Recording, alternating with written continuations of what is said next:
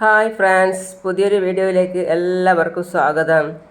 അമ്മ മനസ്സ് സീരിയലിൻ്റെ അടുത്ത ഭാഗമാണ് ഞാൻ ഇപ്പോൾ പറയാൻ പോകുന്നത്. അപ്പോൾ അതിനു മുമ്പേ നിങ്ങൾ എൻ്റെ ചാനൽ ഫസ്റ്റായിട്ട് കാണുന്നവരാണെങ്കിൽ സബ്സ്ക്രൈബ് ചെയ്ത് ലൈക്ക് ചെയ്ത് കാണുക. അപ്പോൾ സബ്സ്ക്രൈബ് ചെയ്ത് അതിൻ്റെ അടുത്തുള്ള ആ കുഞ്ഞി ബെൽ ബട്ടൺ കൂടി ഒന്ന് ക്ലിക്ക് ചെയ്ത് ഓൾ എന്ന ഓപ്ഷൻ കൂടി ഒന്ന് തൊട്ട് കഴിഞ്ഞാൽ ഞാനിടുന്ന എല്ലാ വീഡിയോസും നിങ്ങൾക്ക് കിട്ടുന്നതാണ്. അപ്പോൾ എന്ന് പറഞ്ഞാൽ അങ്ങനെ ചെയ്താൽ എല്ലാ വീഡിയോസും നിങ്ങൾക്ക് കിട്ടും. അപ്പോൾ ഞാൻ നമ്മളെ വീഡിയോ എന്തായി നോക്കാം. അപ്പോൾ നമ്മളെ സിദ്ധു സാറ് അവിടെ ഇങ്ങനെ ഫോണും കൊണ്ട് നിൽക്കുകയായിരുന്നു, ഫോണും കയ്യിൽ പിടിച്ചിട്ട്. അപ്പോഴാണ് മറ്റേ ആ സ്ത്രീ വന്നിട്ട് പറയുന്നത്, കാര്യം എന്ന് പറഞ്ഞു കഴിഞ്ഞാൽ, സാറേ ഒരു കാര്യമുണ്ട് സാറേ, നമ്മളെ ചന്ദ്രികയ്ക്ക് ഒരു പ്രശ്നമുണ്ട് സംഭവിച്ചിട്ട് സാറേ എന്ന് പറയുന്നത്. എന്താ ചേച്ചി, എന്താ സംഭവിച്ചത്, എന്താ കാര്യമോ എന്നൊക്കെ സിദ്ധു ചോദിക്കുകയാണ്. അപ്പോൾ ആ ചന്ദ്രികയെ കല്യാണം കഴിച്ച മഹേഷ് ഉണ്ടല്ലോ, അയാൾ സുഖമില്ല എന്ന് പറഞ്ഞ് ഒരുപാട് പൈസയൊക്കെ ആവശ്യപ്പെട്ടിരുന്നു. അപ്പോൾ അയാൾക്ക് വേണ്ടിയിട്ട് കുറേ പൈസ ഒക്കെ സംഘടിപ്പിച്ചിട്ട് പലിശയ്ക്ക് പണം വാങ്ങിച്ചിട്ടാണ് അയാൾക്ക് കൊടുത്തിരുന്നത്. അപ്പോൾ ആ പലിശയ്ക്ക് കടയെടുത്തവൻ ഒരുപാട് തവണയായി വിളിച്ച് ഭീഷണിപ്പെടുത്തുകയൊക്കെ ചെയ്യുന്നു. അയാൾ വല്ലാത്ത ശല്യം ചെയ്യുകയാണ്. പാവം ചന്ദ്രിക എങ്ങനെയാ പൈസ കൊടുക്കുകയെന്നറിയാത്ത വല്ലാത്ത വിഷമിച്ചിരിക്കുകയാണ്. ഞാൻ പറഞ്ഞു ചന്ദ്രികയോട്, ഞാൻ മഹേന്ദ്രൻ സാറോട് പറഞ്ഞിട്ട് പൈസ എങ്ങനെയെങ്കിലും ഒപ്പിക്കാൻ നോക്കാം എന്ന്. അപ്പോൾ ചന്ദ്രികയാണ് പറഞ്ഞത്, വേണ്ട, അവരെ ഒന്നും ബുദ്ധിമുട്ടിപ്പിക്കേണ്ട, ഒരുപാട് തവണ ബുദ്ധിമുട്ടിക്കാൻ പാടില്ലല്ലോ എന്ന് ചന്ദ്രികയാണ് എൻ്റെ അടുത്ത് പറഞ്ഞത്.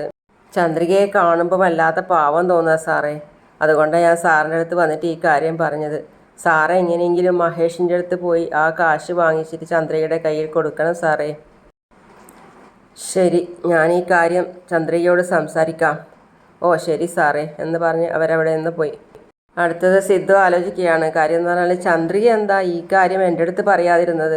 പറഞ്ഞിരുന്നെങ്കിൽ ഞാൻ എന്നെ സഹായിച്ചിട്ടുണ്ടാവുമായിരുന്നു. അവളങ്ങനെ അതും ഓർത്ത് ദുഃഖിച്ചിരിക്കുകയായിരുന്നു അവിടെ. അപ്പോൾ അവളുടെ അടുത്ത് പോയി ചോദിച്ചു, അല്ല ചന്ദ്രികയെ, ചേച്ചി പറഞ്ഞല്ലോ നിന്നെ മഹേഷ് ഒരുപാട് പൈസ വാങ്ങിച്ച് പറ്റിച്ചിട്ട് ഇരിക്കുകയാണെന്ന്.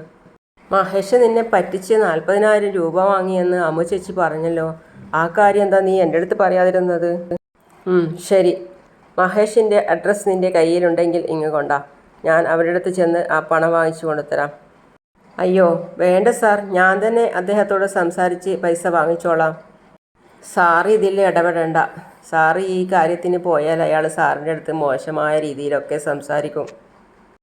എനിക്ക് വേണ്ടി സാറ് അയാളടുത്തൊന്നും പോയി മോശമായ രീതിയിൽ സംസാരിക്കുന്നതൊക്കെ കേൾക്കാൻ വേണ്ടി പോകണ്ട. ഞാൻ തന്നെ അയാളടുത്ത് ചോദിച്ച് വാങ്ങിച്ചോളാം. അപ്പോൾ സാറ് പറഞ്ഞ്, എന്നാൽ ശരി ചന്ദ്രിക എന്ന് പറഞ്ഞ് അയാൾ പോയി. പിന്നെ സിദ്ധു പോകുന്ന വഴിയിൽ പറയുകയും ചെയ്തു, ദേ നോക്ക്, എന്തെങ്കിലും സഹായം വേണമെങ്കിൽ എൻ്റെ അടുത്ത് ചോദിച്ചോ, ചോദിക്കാൻ വേണ്ടി മടിക്കണ്ട. അപ്പോൾ അവൾ പറഞ്ഞു, ശരി സാർ. ദേ നോക്ക് ചന്ദ്രികയെ, നീ എന്നെ ഒരു അന്യയായി കാണരുത്. ഞാൻ ജീവിക്കുന്നത് തന്നെ നിനക്കും മലരിനും വേണ്ടി മാത്രമാണ്. നിനക്കൊരു പ്രശ്നം വന്നാൽ ഞാൻ വെറുതെ നോക്കി നിൽക്കില്ല എന്നും പറഞ്ഞ് അവൻ അവിടെ നിന്നും പോയി. മഹേഷും അവൻ്റെ കൂടെയുള്ള വെണ്ണവും കൂടിയിട്ട് നല്ല രീതിയിൽ തന്നെ ഭക്ഷണമൊക്കെ റൂമിൽ നിന്ന് ഇപ്പുറമൊക്കെ വാരിക്കൊടുത്ത് നല്ല സന്തോഷത്തോടുകൂടി കഴിയുകയാണ് അവിടെ. അപ്പോഴാണ് ചന്ദ്രിക അവളുടെ സൈക്കിളുമായിട്ട് അവിടേക്ക് എത്തിയത്.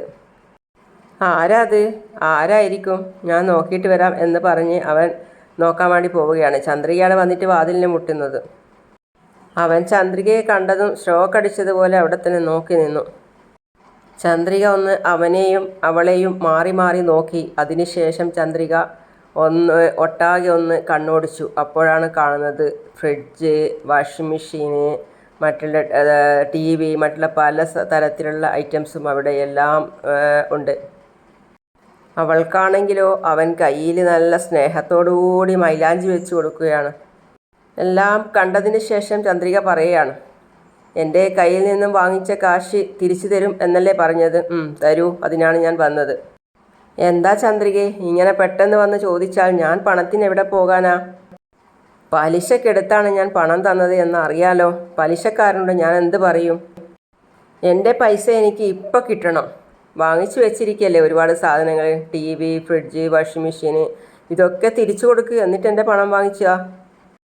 എന്താ ചന്ദ്രികയെ കാര്യം അറിയാതെ സംസാരിക്കുന്നത്? ഇതൊക്കെ തിരിച്ചു കൊടുത്താൽ ആരാ ഇപ്പം പണം തരിക?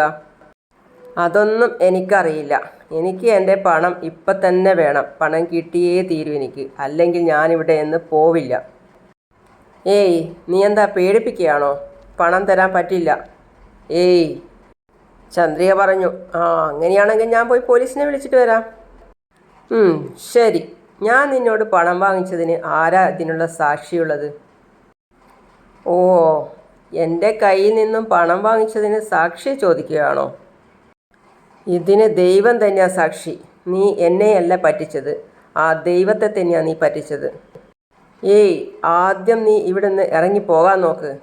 അത് കഴിഞ്ഞ് വഴിയിൽ നിന്ന് തിരിഞ്ഞു വന്ന് അവൻ്റെ വേക്കിൽ നിന്ന് തിരിഞ്ഞു വന്ന് അവൾ ചോദിക്കുകയാണ്, ആരുടെ വീട്ടിൽ വന്നിട്ടാണ് നീ ബഹളം വയ്ക്കുന്നത് എന്ന് അവൾ ചന്ദ്രികയോട് ചോദിക്കുകയാണ്. മര്യാദയ്ക്ക് ഇവിടുന്ന് പോയിക്കോ. അപ്പം ചന്ദ്രിക വിരൽ ചൂണ്ടി, ഏയ്, എൻ്റെ പണം വാങ്ങിയിട്ട് ഭാര്യയും ഭർത്താവും കൂടി നിന്ന് കളിക്കുക. ഞാൻ നിങ്ങളെ വെറുതെ വിടില്ല. അപ്പം മറ്റേ സ്ത്രീ പറയാണ്, ഓ, വലിയ കാര്യമായിപ്പോയി. നിന്നെക്കൊണ്ട് ചെയ്യാൻ പറ്റുന്നതൊക്കെയാണ് നീ പോയി ചെയ്. നീ പണം തന്നു എന്നുള്ളതിന് എന്താ തെളിവുള്ളത്? ഇറങ്ങിപ്പോടി ഇവിടുന്ന് എന്ന് പറഞ്ഞ് അവൾ ചന്ദ്രികയെ ഒറ്റ ഉന്തു കൊടുത്ത്. അപ്പാട് ചന്ദ്രിക അവളുടെ സൈക്കിളിൻ്റെ മേലെ പോയി വീണു. ചന്ദ്രിക അവിടെ നിന്ന് എണീറ്റിട്ട് പറയാണ്, എൻ്റെ മനസ്സ് എരിയുന്നത് പോലെ നീയൊക്കെ എരിഞ്ഞു പോകും. അതൊക്കെ പറഞ്ഞ് അവൾ അവിടെ നിന്നും അവളുടെ സൈക്കിളും എടുത്ത് അവൾ പോയി. അവൾ എന്തോ ആലോചിച്ച മട്ടിൽ സൈക്കിൾ കൊടുത്തിട്ട് ഇങ്ങനെ വരികയായിരുന്നു. അപ്പോഴാണ് ഒരു ജീപ്പ് വന്ന് അവരുടെ ഇടയിൽ കയറി നിന്നത്. അപ്പോൾ അതിൽ വീഴാൻ വേണ്ടി അവൾ പോയി. അപ്പോൾ അതിൽ നിന്നും ഒരു പോലീസ് ഇറങ്ങി വന്ന് അവളോട് പറഞ്ഞു, ഏയ്, നിൽക്കവിടെ, സൈക്കിൾ സ്റ്റാൻഡിലിട്. അതെ, അതിൽ നിന്ന് വേറൊരു പോലീസ് ഇറങ്ങി വന്നിട്ട് ചോദിക്കുകയാണ്, അതെ, നീയാണോ ചന്ദ്രിക? അതെ. നീ ശേഖറിൻ്റെ കയ്യിൽ നിന്നും 40,000 രൂപ കടം വാങ്ങിച്ചിട്ടുണ്ടോ? വാങ്ങി സാർ. എന്നാൽ ഒരു കാര്യം ചെയ്യ്, വണ്ടിയിൽ കയറ്, പോലീസ് സ്റ്റേഷൻ വരെ പോകണം. എന്തിനാ സാർ പോലീസ് സ്റ്റേഷനിലെ? പണം വാങ്ങിയിട്ട് നീ കൊടുക്കാതെ പറ്റിച്ച് നടന്ന് കളയല്ലേ? അതിനു വേണ്ടിയിട്ട് ശേഖർ കേസ് കൊടുത്തിരിക്കുക. അതിന് നിന്നെ അഭിനന്ദിച്ചിട്ട് ഒരു അവാർഡ് തരാൻ വേണ്ടി പോവുക. കേരടി ജീപ്പിൽ എന്ന് പറഞ്ഞൊരു പോലീസുകാരൻ. സാർ, ഞാൻ കുറച്ച് സാവകാശം ചോദിച്ചിട്ടുണ്ട്. എത്രയും പെട്ടെന്ന് ഞാൻ പൈസ കൊടുക്കും സാർ. അതൊക്കെ സ്റ്റേഷനിൽ വന്നിട്ട് പറയാം. ഇപ്പം നീ പോയി വണ്ടിയിൽ കയറ്. എന്തിനാ സാർ എന്നെ വഴിയിൽ നിന്നും വണ്ടിയിൽ കയറ്റി കൊണ്ടുപോകുന്നത്? ഞാൻ ഭക്ഷണം ഹോട്ടലിൽ ഡെലിവറി കഴിഞ്ഞ് തിരിച്ച് പോവുകയാണ് സാർ. അതിലൊരു വനിതാ പോലീസ് വന്നിട്ട് അവളോട് പറയുകയാണ്, ഏയ്, സാറ് പറയുന്നത് കേൾക്കാൻ വയ്യേ? വാ വാ, ഇങ്ങോട്ട് വാ എന്ന് പറഞ്ഞ് അവർ വലിച്ചിഴച്ച് വണ്ടിയിലേക്ക് കയറ്റുകയാണ്. സാർ സാർ സാർ ഞാൻ പണം തിരികെ കൊടുക്കാം സാർ. ഞാൻ ഉറപ്പായിട്ടും പണം തിരികെ കൊടുക്കാം സാർ. ഏയ്, നിനക്കെന്തെങ്കിലും പറയാനുണ്ടെങ്കിൽ പോലീസ് സ്റ്റേഷനിൽ വന്നിട്ട് പറയും. ഇപ്പം ചെന്ന് നേരെ വണ്ടിയിൽ കയറാൻ നോക്ക്. സാർ, എൻ്റെ വീട്ടിൽ എൻ്റെ മോള് തനിച്ചാ സാർ. ഞാൻ വീട് വരെ പോയിട്ട് എൻ്റെ മോളോട് കാര്യം പറഞ്ഞിട്ട് വരാം സാർ. വനിതാ പോലീസ് അപ്പോൾ, മര്യാദയ്ക്ക് പറഞ്ഞാൽ മനസ്സിലാവില്ല നിനക്കല്ലേ? 2 എണ്ണം പൊട്ടിച്ചെന്നിട്ട് പറഞ്ഞാൽ നിനക്ക് മനസ്സിലാവും എന്ന് പറഞ്ഞ് അവളെ അടിക്കാൻ വേണ്ടി പോവുകയാണ്. വാ, കയറടി അങ്ങോട്ട്, വാ കയറ് എന്ന് പറഞ്ഞ് അവർ വലിച്ച് അവളെ ഒരു വിധത്തിൽ വണ്ടിയിലേക്ക് കയറ്റി. അതിൽ ഒരു പോലീസുകാരൻ അവളുടെ ഒരു സൈക്കിൾ എന്ന് പറഞ്ഞ് അയാൾ കാല് വെച്ച് തട്ടിയിട്ട് അവിടെ ഇട്ട്. അവൾ വണ്ടിയിൽ നിന്ന് പറയുകയാണ്, എന്തിനാ സാർ ഇങ്ങനെ പെരുമാറുന്നത്? ഞാനൊരു കള്ളിയൊന്നുമല്ല. അവൾ ഫോണെടുത്ത് പെട്ടെന്ന് മഹീന്ദ്രൻ സാറിനെ വിളിച്ച് കാര്യം പറയാം എന്ന് വിചാരിച്ചിട്ട്. അപ്പോൾ ഒരു വനിതാ പോലീസ് അവളുടെ കയ്യിൽ നിന്നും ഫോൺ പിടിച്ച് വാങ്ങിച്ച്, ഏയ്, ഫോണിങ് താടി എന്ന് പറഞ്ഞിട്ട്, ഏയ്, ഫോണിൽ സംസാരിക്കണ്ട. എന്താ സാർ ഇങ്ങനെ? നിന്റെ വിചാരണ കഴിയുന്നത് വരെ നീ ആരോടും സംസാരിക്കാൻ പാടില്ല. ഇറങ്ങി വാടി ഇങ്ങോട്ട് എന്ന് പറഞ്ഞ അവരെല്ലാവരും കൂടിയിട്ട് അവളെ സ്റ്റേഷനിലേക്ക്, വേറൊരു പോലീസുകാരൻ പറയാണ്, പോ അവളെ സ്റ്റേഷനിലേക്ക് എന്ന് പറയാണ്. അപ്പോൾ അവൾ ഇടയ്ക്ക് ചോദിക്കുകയാണ്, എൻ്റെ ഫോണൊന്ന് തരുമോ? മുതലാളിയോട് കാര്യം പറയായിരുന്നു, അല്ലെങ്കിൽ അവരെന്നെ അന്വേഷിക്കും സാർ. മുതലാളിയോട് കാര്യങ്ങളൊക്കെ പിന്നെ പറയാം. ഇൻസ്പെക്ടർ സാറ് നിന്നെ കാത്ത് അവിടെ അകത്ത് വെയിറ്റ് ചെയ്യാം. സാർ, ശേഖർ സാറിനെ പറ്റിച്ചിട്ട് പോയ പെണ്ണ് ഇതാണ് സാർ. സാറ് പറയുകയാണ്, ഇവളുടെ പേരിൽ FIR തയ്യാറാക്കിയിട്ട് കോർട്ടിലേക്ക് ഫയൽ ചെയ്തോളൂ. സാർ, കേസൊന്നും വേണ്ട സാർ. ഞാൻ ആ പണം തിരികെ കൊടുക്കും സാർ. അപ്പോൾ സാറ് ചോദിക്കുകയാണ്, എപ്പോൾ കൊടുക്കും? സാർ, ഞാനൊരു ഹോട്ടലിൽ ജോലി ചെയ്യാം സാർ. ഞാൻ കുറേശ്ശെ ആയിട്ട് കൊടുത്ത് തീർത്തോളാം സാർ. എന്നാലും ഇപ്പം എൻ്റെ കയ്യിൽ കാശില്ല സാർ. അതെപ്പോൾ കൊടുക്കും? ഒരു 2 മാസത്തിനുള്ളിൽ കൊടുക്കാം സാർ. ഇവരെ ശരിക്കും ചോദ്യം ചെയ്തോളൂ. ഞാനൊന്ന് SP ഓഫീസ് വരെ പോയിട്ട് വരാം. പറയ്, ശേഖർ സാറിൻ്റെ കയ്യിൽ നിന്ന് വാങ്ങിച്ച കാശ് എപ്പോൾ തിരിച്ചു കൊടുക്കാനാണ് പ്ലാൻ? 2 മാസത്തിനുള്ളിൽ കൊടുക്കാം സാർ. 2 മാസം വരെയൊന്നും ശേഖർ സാർ കാത്തു നിൽക്കില്ല. ഉടനെ അത്രയും വലിയൊരു തുകയ്ക്ക് ഞാൻ എവിടെയാ സാറേ പോവുക? പണം തിരിച്ചു കൊടുക്കാൻ പറ്റില്ലെങ്കിൽ ജയിലിലേക്ക് പോകണം. കോൺസ്റ്റബിൾ, ഇവരുടെ പേരിൽ കേസ് കൊടുത്ത ശേഖരൻ സാറിനോട് വരാൻ പറയും. അപ്പോഴേക്കും ശേഖർ സാർ അവിടെ എത്തി. അവരുടെ പേരിൽ കേസ് കൊടുത്ത ശേഖർ സാർ അവിടെ എത്തി. അപ്പോൾ പോലീസുകാരൻ പറയുകയാണ് ശേഖർ സാറിനോട്, ആ വരൂ സാർ എന്ന് പറഞ്ഞ് സാറിന് സല്യൂട്ടൊക്കെ കൊടുത്തു. സാർ, ഇപ്പം ഇവിടെ കയ്യിൽ കാശില്ല എന്നാണ് പറയുന്നത്. 2 മാസത്തേക്ക് സമയം ചോദിച്ചിരിക്കുക. 2 മാസം വരെയൊന്നും എനിക്ക് സമയം കൊടുക്കാൻ പറ്റില്ല സാർ. കാരണം ഇവിടെ എവിടെയെങ്കിലും ഓടിപ്പോയാൽ ഞാൻ എവിടെ ചെന്ന് ഇവിടെ അന്വേഷിക്കും? എടി, നിനക്കെന്താ പറയാനുള്ളത്? ഞാൻ എനിക്കായിട്ടല്ല ആ കാശ് വാങ്ങിയത്. വേറൊരാൾ ബുദ്ധിമുട്ടുന്നത് കണ്ട് സഹിക്കാൻ വയ്യാതെ വാങ്ങിച്ചു കൊടുത്തതാ സാർ. ഞാൻ ആരെയും പറ്റിച്ചുകൊണ്ട് പോവില്ല സാർ. ഉറപ്പായും പണം ഞാൻ തിരികെ കൊടുക്കും സാർ. ഇതൊക്കെ ഇവിടെ വെറുതെ പറയാ സാർ. അപ്പോൾ പോലീസ് സാറ് പറഞ്ഞതുകൊണ്ട് മാത്രമാണ് നിൻ്റെ പേര് ഞാൻ FIR ഇടാത്തത്. ഇല്ലെങ്കിൽ നിന്നെ ഇപ്പം ജയിലിലേക്ക് അയച്ചേനെ. സാറിനോട് സംസാരിച്ച് നോക്ക്. സാറ് പറഞ്ഞു കഴിഞ്ഞാൽ നിൻ്റെ പേരിൽ കേസ് ഫയൽ ചെയ്യില്ല. ശേഖർ സാറ് വളരെ നല്ലയാളാണ്. ഇദ്ദേഹത്തെക്കുറിച്ച് എനിക്ക് വളരെ നന്നായിട്ട് അറിയാം. ഇല്ലാത്തവർക്ക് ഒരുപാട് വാരിക്കോരി കൊടുക്കും. ഇദ്ദേഹമായിട്ട് സംസാരിച്ചിട്ട് ഒത്തുതീർപ്പാക്കാൻ നോക്ക്. ഇല്ലെങ്കിൽ കോർട്ട് കേസ് ജയില് ഇതൊക്കെ നിൻ്റെ ജീവിതം തന്നെ പാഴായിപ്പോവും. സാർ, നിങ്ങൾ ഇവരോട് സംസാരിച്ച് കോംപ്രമൈസ് ആയിക്കഴിഞ്ഞാൽ പറയൂ. ഇല്ലെങ്കിൽ കേസ് ഫയൽ ചെയ്യാം. എന്താ ചന്ദ്രികേ, എന്താ തീരുമാനിച്ചത്? ശിക്ഷ വാങ്ങി ജയിലിൽ പോകുന്നോ അല്ലെങ്കിൽ എൻ്റെ കൂടെ സന്തോഷമായിട്ട് കഴിയുന്നോ? കേട്ടോ ചന്ദ്രികേ, സ്റ്റേഷനിലുള്ള പലരും എൻ്റെ കയ്യിൽ നിന്നും കാശ് കടം വാങ്ങിയിട്ടുള്ളവരാ. ചന്ദ്രിക അവനെ തന്നെ നോക്കി നിൽക്കുകയാണ്. അവൻ്റെ സംസാരം കേട്ടിട്ട് ഒരു വല്ലാത്ത രീതിയിലുള്ള സംസാരമാണ്. ഞാൻ പറഞ്ഞാൽ അവർ എന്തും ചെയ്യും. നല്ലോണം ആലോചിച്ചിട്ട് ഒരു തീരുമാനം പറ. അപ്പോൾ അതിലേ പോകുന്ന ഒരു പോലീസുകാരൻ പറയുകയാണ്, ശേഖർ സാറുമായിട്ട് നല്ല നിലയിൽ നിന്നാൽ നല്ലതാണ് നിനക്ക്. നിൻ്റെ ജീവിതം തന്നെ നല്ല നിലയിൽ എത്തും. സാറും പറഞ്ഞു കഴിഞ്ഞു. എന്താ ചന്ദ്രിക, എന്താ ആലോചിക്കുന്നത്? വാ, വീട്ടിലേക്ക് പോകാം എന്ന് പറഞ്ഞ് അവൻ അവളുടെ കയ്യിൽ കയറി പിടിച്ചു. ഉടൻ അവൾ ആ കൈ തട്ടി മാറ്റിക്കൊടഞ്ഞ് അവൻ്റെ കരണത്ത് ഒന്ന് പൊട്ടിച്ചു കൊടുത്തു. എത്ര ധൈര്യമുണ്ടായിട്ടാണ് നീ കംപ്ലൈൻറ്റ് തന്ന ഇവനെ പിടിച്ച് അടിച്ചത്? കോൺസ്റ്റബിൾ, ഇവളെ പിടിച്ച് അകത്തിട്. അങ്ങനെ അവർ 2 കോൺസ്റ്റബിൾ വന്ന് അവളെ പിടിച്ച് വലിച്ചു കൊണ്ടുപോയി ജയിലിൽ അകത്തിട്ടു. കണ്ടില്ലേ സാർ, സാറിൻ്റെ മുമ്പിൽ വെച്ച് എന്നോട് എങ്ങനെ പെരുമാറിയെന്ന്. നാളെ ഇവൾ സാറിൻ്റെ മുമ്പിലും ഇതേപോലെ തന്നെ പെരുമാറും.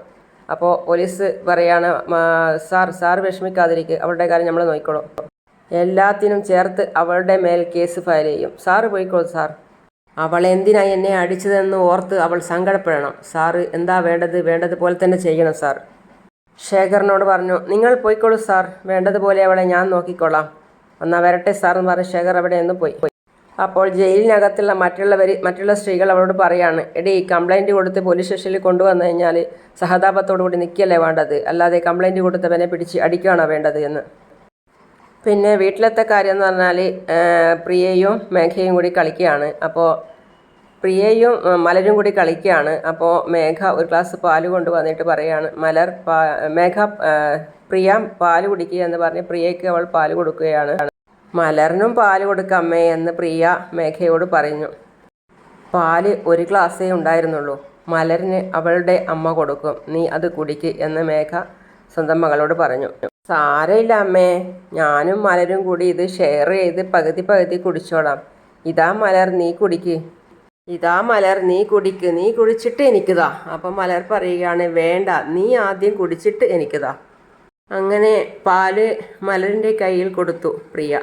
അപ്പോഴാണ് മേഘ പറയുന്നത്, മലർ, നിന്റെ വീട്ടിൽ നിന്നും അമ്മ അന്വേഷിക്കും, നീ പോയി അമ്മയടുത്ത് പോ. നിക്കമ്മേ, പാല് കുടിച്ചിട്ട് പോയിക്കോട്ടെ. പ്രിയ വീണ്ടും പറയുകയാണ്, മലർ നീ കുടിക്ക്. അപ്പോൾ കുടിക്കാൻ വായിക്ക് വെക്കുമ്പോഴത്തേക്ക് തന്നെ പിന്നെയും പറഞ്ഞു മേഘ, മലർ പറഞ്ഞത് കേട്ടില്ലേ, നിന്റെ അമ്മ അന്വേഷിക്കുന്നുണ്ടാകും. ശരി മേഘേൻ്റി. അപ്പോൾ അവൾ പ്രിയയുടെ കയ്യിൽ ഗ്ലാസ് കൊടുത്ത് അവൾ പോവുകയാണ്. ഇത് നീ തന്നെ കുടിച്ചോ, ഞാൻ വീട്ടിൽ പോയിട്ട് പാല് കുടിച്ചിട്ട് വരാം. അവർക്ക് 2 പേർക്കും സങ്കടമായി. മലർ അവിടെ തന്നെ നിന്നിട്ട് പ്രിയ അവിടെ തന്നെ ഇരുന്നിട്ട് മലരി പോകുന്നത് തന്നെ നോക്കി നിൽക്കുകയാണ്. മലരാണെങ്കിലോ തിരിഞ്ഞ് നോക്കുകയും ചെയ്യുന്നു. എന്തിനാണ് അമ്മയെ മലരിനടുത്ത് അങ്ങനെ പറഞ്ഞത്? അവൾക്ക് വിഷമായി കാണില്ലേ? ദേ നോക്ക് പ്രിയ, ഞാൻ നിൻ്റെ അടുത്തൊരു കാര്യം പറയാം. ഞാൻ നിനക്കൊരു സാധനം തന്നു കഴിഞ്ഞാൽ അത് നീ മാത്രമാണ് കഴിക്കേണ്ടത്. അത് അവൾക്ക് കൂടി കൊടുക്കാൻ പാടില്ല. അത് ഞാൻ നിനക്ക് മാത്രം തരുന്നതാണ്. അത് മറ്റുള്ളവർക്ക് കൂടി ഷെയർ ചെയ്ത് കൊടുക്കാൻ പാടില്ല. എന്തിനാ അമ്മ അങ്ങനെയൊക്കെ പറയുന്നത്? മലർ സ്കൂളിൽ വെച്ച് എനിക്ക് എന്തെല്ലാം സാധനം തരുന്നുണ്ട്. ഡെയിലി അവളുടെ ലഞ്ച് ഞാനുമായിട്ടാണ് ഷെയർ ചെയ്യൽ. ഓ, അവളുടെ ഒരു ലഞ്ച്. ഇനി മുതൽ എന്ത് തന്നാലും അവൾ തന്നു കഴിഞ്ഞാൽ നീ വാങ്ങരുത്. നിനക്ക് എന്ത് വേണമെങ്കിലും അമ്മയോട് ചോദിക്ക്, അമ്മ നിനക്ക് വാങ്ങിച്ചു തരാം. അതുപോലെ ഭക്ഷണം കൊണ്ടുപോയാൽ മലരുമായിട്ട് ഷെയർ ചെയ്യാൻ പാടില്ല. നിനക്ക് തരുന്നത് നീ കഴിക്കുക.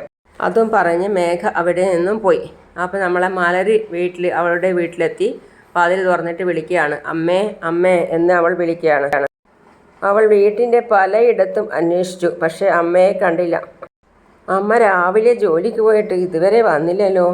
എപ്പോഴും അമ്മ വൈകുന്നേരം ആകുമ്പോഴത്തേക്ക് എത്തുന്നതാണല്ലോ. ഇന്നെന്താ പറ്റിയത്?